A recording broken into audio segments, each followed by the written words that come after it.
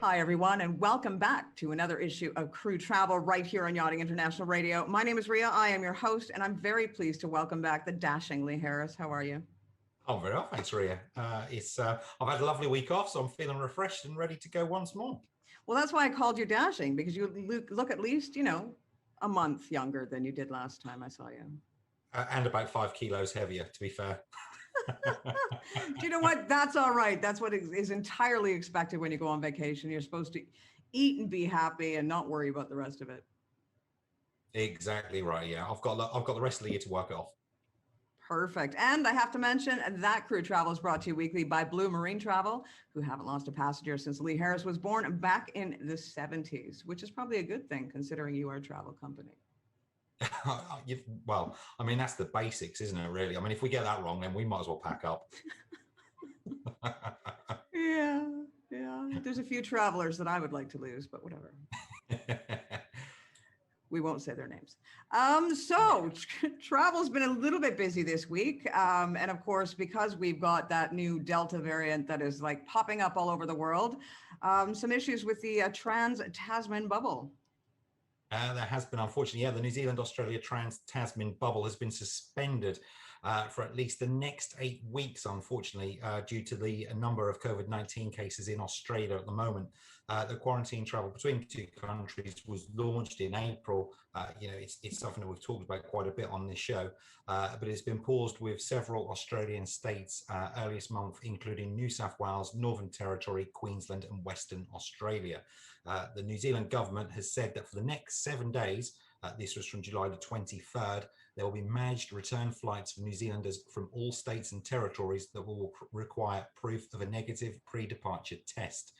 Additionally, those who've been in New South Wales will still have to go into MIQ, managed isolation quarantine, for 14 days on arrival back into New Zealand. And for those who've been in Victoria, they must self-isolate upon return and have a negative test on day 3 of their return. The government basically said that they're working with the airlines to ensure that all flights are available over this period, and they will extend it for a few days if necessary. The reason for the suspension given was due to Australia obviously having these increased rises in the Delta COVID variant, and it gives them a chance to hopefully, fingers crossed, get it under control. At that point, then it will be monitored again, and hopefully, fingers crossed, the bubble will be opened once again. See, it's one thing I have to say is that, a lot of people are getting this sort of false sense of confidence now that they've gotten their jabs. And, there was I saw a video on social media just, a couple of days ago. They went to the football game in Wembley or whatever it was. And this couple came back and one of them literally passed away. I think you stop wearing masks because you see it on the streets. People aren't wearing their masks. They're not taking any care. They think because they've got, their vaccine, they're fine, they're good to go, but you can still catch it. And a large variety of the cases, or a large amount of the cases, are people that have had their vaccine. And yes, the likelihood that you'll pass away is older, but we still have to be careful, and it's still out there, and you still have to respect others. My kids just came back from Germany, and literally almost every corner, there's a place where you test. And they say, if you want to go to a museum, you want to go to a movie, you want to go to whatever, you've got to go into a testing site, you get tested, and then Bob's your uncle, and off you go. Why can't they do that straight across the face of the planet? And really, if you test positive, then you can't go into this huge gathering of people or into these closed, confined spaces. Yeah, I mean, it's interesting, isn't it? I mean, especially, with the UK, they recently had Freedom Day, where they've basically just stripped everything back, and it's almost just like a Hail Mary, and hopefully, fingers crossed, everything's going to work out okay. I can't see it personally. I've got a feeling it's going to go. I'm trying to think of a good word, not using swear words, but I know what you're trying to say. It starts with a T. Yeah. It's invariably going to go horribly wrong. I can't see any other way than not social distancing, not using face masks, not testing people, cramming everybody together, and not keeping any kind of social distancing in place. So it's like you say, it's odd. It's almost like they're using the UK as a guinea pig to see how it's going to work out, and then the rest of the countries will follow suit. And living here in New Zealand, I know. They've eradicated COVID-19 pretty much out of the country, but at some point you've got to look to open up to people. You can't, it's not a virus that we're going to be able to eliminate forever. So at some point you've got to have some kind of risk, be a managed risk to come back in. But at this point, there's no footprint as to how we're going to come out of it. So, you've got the two spectrums, one who are ultra cautious and are not doing anything, whereas the UK who are just saying, get on with it. So, I think probably you're right. There does need to be some sort of conjoined effort that everybody gets on board with, that you have to have your vaccine passport and you have to show that you're negative if you're going to go somewhere where there's going to be a lot of people. Surely that's just basic common sense. Well, and why is it not available? Like I know in Spain, to get your test, you've got to, it's almost impossible. Once you figure it out, it's very easy, it's quick, whatever, but there's only specific areas that you can go and get it. It's like, why can't I just go to the local pharmacy? Why can't I go to the local Mueller or whatever and just get it done? Like, but I think even as well with that, we're relying on human beings to be smart. Yeah. I mean, it's funny you should say that, because I was actually reading during the week that you may have seen it, I don't know, but there was an American Airlines passenger who he tested positive for COVID, but he was desperate to fly, and he dressed up as his wife, put a wig on to look like his wife, and took his wife's passport to the airport to try and get on the flight still. That is the craziness that people are going to try and skirt the rules and all the rest of it. Skirt, I mean, quite literally in his case, skirt the rules to get themselves to places where they need to be. Okay, that's just weird. But mind you, some of the things that I've been seeing, China's responsible for Brexit. Some of the things that I've been seeing lately on social media, I just give my head a shake and I think, you know what, whatever. If we, I always say when you work in any form of media, you've got to address the lowest common denominator. And I'm not sure I can go that low. I mean, that's saying a lot, Maria, really, isn't it? I'm very sorry to a lot of my viewers out there, because I know a lot of our viewers out there are very, very intelligent, like way higher, because I'm not that intelligent, but really. Me neither. Another blow on top of everything that's going on, air traffic control strike. What's going on there? And you know what? It's not France this time. It's not France, no. It's right? it's the ones to the side of them. Unfortunately, the Italian air traffic controllers have called a strike nationwide across Italy on July the 26th. It's due to run from 10 a.m. to 10 p.m. Obviously, this inevitably has led to some domestic and international flights to be cancelled, with the likelihood of more cancellations needed last minute on the day. The strike will almost certainly lead to further cancellation, in the coming days after the strike as well. For anyone who is travelling either from, to, or via Italy, please keep in contact either with your travel provider or the airline you are booked with. As of the recording of this interview, just before we came on air, I quickly checked to see, and there's at the moment 121 flights already cancelled.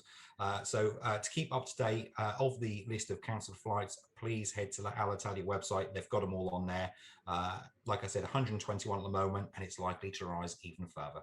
See, the thing is, what happens is that it's not just in Italy. It affects traffic the world over, because you get cancellations, you get late flights, even later flights, and then there's that knock-on effect that goes right around the globe. And people are having a hard enough time doing their connecting flights right now with what's going on. So this just comes at the worst time. And actually, traditionally, France starts taking any kind of strike action, whether it be transport or whatever it may be. They start doing that in August of every year. That's kind of like their traditional strike time. So I'm just waiting, in a couple of weeks, we're going to get some sort of announcement from France about one strike or another, because it happens every year. Yeah, guaranteed. I mean, it wouldn't be a midsummer season if there wasn't some sort of French industrial strike action, would it? Yep. So, I mean, rest assured, we'll be talking about it within the next 2 or 3 weeks, that's for sure. Oh, man. Now, UK visitors, they're required a PCR test. Is this pretty much straight around the world, or? No, this is solely at the moment for Croatia. So Croatia will require visitors from the UK to have a negative COVID-19 test result before they arrive. This is obviously due to the rising infection rates within the UK at the moment. The new additional entry rule will also apply to those coming from Cyprus and the Russian Federation as well. Again, this is due to the high rise of COVID infections and the Delta variant in those countries as well. So it's the three countries. This comes into effect as of Monday, July the 26th. The Croatian National Tourist Official said that a negative SARS-CoV-2 test performed in the home country is required before entering the territory of the Republic of Croatia. That's regardless of your vaccination status. So even if you've got the vaccine, you're fully vaccinated, you still have to get the PCR test before you go in. Travellers, they can either opt for an antigen test not older than 48 hours or a PCR test not older than 72 hours. So it only makes sense. Everybody should have at least an antigen test. I don't care whether you've been double vaccinated or not, because it's like they're saying, you can still be a carrier. And yeah, it's not about me. When I got on a plane, I also have to worry about those that I'll come into contact with on the other end and those that I come into contact with in the airport. And, you know, it just goes to highlight how many people have become so selfish that they're like, well, whatever, I'm good. You know, I don't care about the person next to me or the people that I may end up seeing. They don't care that they're going to pass it on. And I just think that's the saddest thing. Yeah, I mean, and the thing as well is that nowadays, it's not like back at the start when COVID tests weren't that easy or they were super expensive and all the rest of it. So it was, you know, it was quite an issue to get one. Whereas now you can get them quite easily enough. All right, they're still, you know, a little bit more expensive than maybe they should be, but yeah, I mean, there's not really a reason that people shouldn't be able to get a PCR test or an antigen test now. Well, I mean, I think governments should provide them for free just to keep their, you know, their whole job of a government is to make sure that their citizenry is safe. And right now, that's, you know, the number one thing that they can do to keep them safe is to provide those tests for free. So any government officials out there listening, reassess. Again, if we only ruled the world. Just get it done. Get it done. American Airlines. Yeah, unfortunately, so another blow to Australian crew looking to get home. American Airlines. I mean, that would be an airline to go on, wouldn't it? American Airlines is pausing its flights to their sole Australian destination, Sydney. This follows news. American Airlines flights were operating to Sydney with very limited passengers, obviously owing to the stringent Australian government limits on inbound arrival numbers. The flights between LA and Sydney will be paused for the entirety of September and October, with a review to take place at the end of October to see whether it's feasibly possible to put the route back on at this time. KLM. Yeah, KLM, they've launched a new COVID-19 documentation checking service, allowing customers to pre-validate documents required for the destination of travel. The Dutch carrier said that the free and voluntary upload at home service means that customers can be sure in advance that their documentation is in order. This, hopefully, fingers crossed, should speed up check-in processes at the airport as well. It's now available on all KLM flights to Amsterdam, as well as services from or via Amsterdam to Curacao, Dubai, Lima, St. Martin, Istanbul, the whole of Germany and Spain, and with more destinations expected to be added in the near future. Good. And Emirates. Yeah, Emirates, they've officially started their newest route, which is to Miami. The flight EK213 departed Dubai on the 22nd of July for the 15-hour journey to Florida. Basically, this new route to Miami is going to replace the old Emirates flight connection, which was to Fort Lauderdale. That was axed at the start of the pandemic, and this new Miami route is going to be the one that takes over from that. Flights will operate from Dubai to Miami 4 times a week, and that will be on Mondays, Thursdays, Fridays, and Sundays. Before we get to the last one, which is crew questions, I wanted to quickly check in with you. Last week, we were talking about that petition that they were, you know, because they have the Australian government has, was it Australian government had the lottery? New Zealand. New Zealand government had that lottery. How is that going? It's going really well. I'm getting regular updates from the guys who are really pushing it hard. We can't talk about it too much. Obviously, there's lots going on in the background with the government and the ombudsman and all the rest of it. But suffice to say, there has definitely been positive steps this week. So hopefully, fingers crossed, when I'm allowed to talk about it a little bit more, I will. But just to say, there is definitely positive steps happening at this moment. Well, and perhaps at some stage you can get the gentleman that's in charge of doing it all to come on board with me at some stage, and we can chat about it once everything, the dust is settled, as it were. Yeah, definitely. I'm sure they would be up for that. So I will, yeah, I'll definitely put him in contact.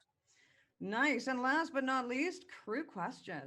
We do indeed. Yes, we received a question this week from Seb, basically wanting to know if he's still able to enter France for work. Uh, he's told me that he's received a COVID vaccine, albeit one that is not currently on the French approved list. Not great, unfortunately. But the good news for you, Seb, is you can still travel for work. However, you will be deemed as an unvaccinated traveller.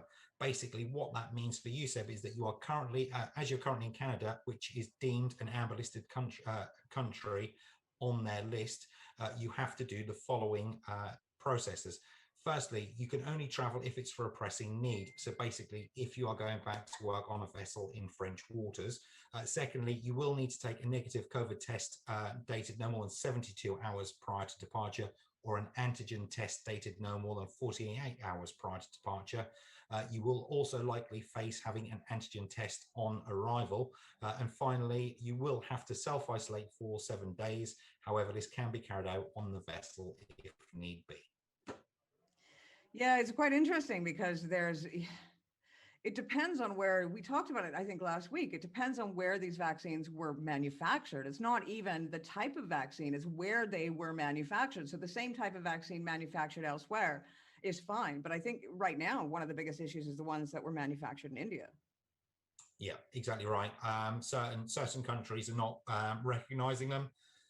Some are, so it's just another headache, isn't it, for travelers at the moment? You know, you can be vaccinated, but then you can have the wrong vaccination. What happens there? Do you then have to go and get yourself another vaccination to, you know, to show that you are vaccinated? It's just a complete minefield. But well, and when you're talking about that, the fact is that some people, you know, some countries don't have enough vaccinations for the people. So if you've already been vaccinated with something that isn't approved around the world, how long will you have to wait to become eligible to be revaccinated with something that is acceptable around the world? Like, you know, it's frustrating. It is. I mean, it's a strange. I was also reading. I was going to talk about this week, but there wasn't quite enough information out about it. But I know that certain countries are also now looking to put basically an expiry date on your vaccine. So we talked about like the green COVID passport, but there is talk that certain countries are going to basically put an expiry date on your vaccination, which obviously would allow you the freedom to move. And then obviously at that point, then you've got to look to get yourself vaccinated once again. Obviously, once more information comes out about that, then we'll talk about it on this show as well.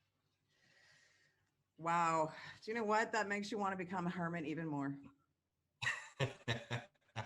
Mind you, I'm not sure how I can be more of a hermit than I already am, really. Yeah, I mean, if you look up hermit in the dictionary, there's going to be a picture of you, Ria. I mean, that's pretty much it. I know, right? Leave the house? What? What is that? Scary out there. It's like people-y and stuff.